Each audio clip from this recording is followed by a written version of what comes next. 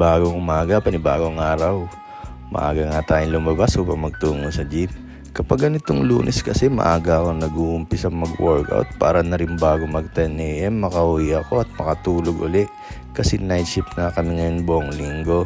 Sa company nga namin dito sa Slovakia every week nagpapalit kami ng shift. Last week galing tayo sa pang-umagang shift.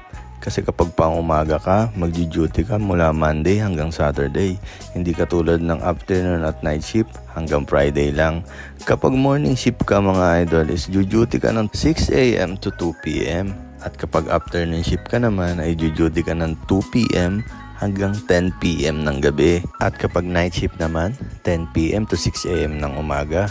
Dapat kapag napunta ka dito, mga idol, mabilis ka mag-adjust kasi every week talaga, magbabago talaga ang oras ng tulog at gising mo. Dito nga palagi ako nag-gym sa Rebel Gym. Napakalinis at maayos kasi dito. Dito rin pala sa first floor ako bumibili ng karne. Madalas kasi mag-sale ang pata dito. Meron din silang ulo ng baboy pero mabilis lang maubos kasi isang beses lang sila nagre-refill sa isang linggo. Kasi nga every week laging bago ang karne nilang paninda. At sa second floor naman yung gym. Maganda mag-gym dito lalo kapag umaga kasi kukunti pa lang ang tao. Pero pagsapit ng tanghali sobrang dami na dito. Kasi marami estudyante at yung mga galing trabaho diretso na dito.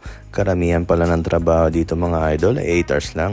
Depende na lang sa iyo kung mag-overtime ka or tatanungin ka naman ng bisor mo kung gusto mo mag-overtime. Hindi rin nga madali ang trabaho mga idol kapag napunta ka sa assembly worker kasi nga dire-diretso ang trabaho, tumitigil lang kapag oras ng break time.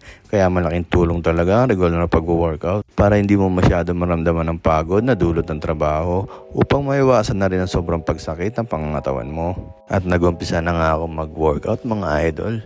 Pero hindi ko na ipapakita sa inyo kasi masyadong haba ang video natin. Next time na lang siguro kapag masarap na tayo. Pero joke lang yun ha.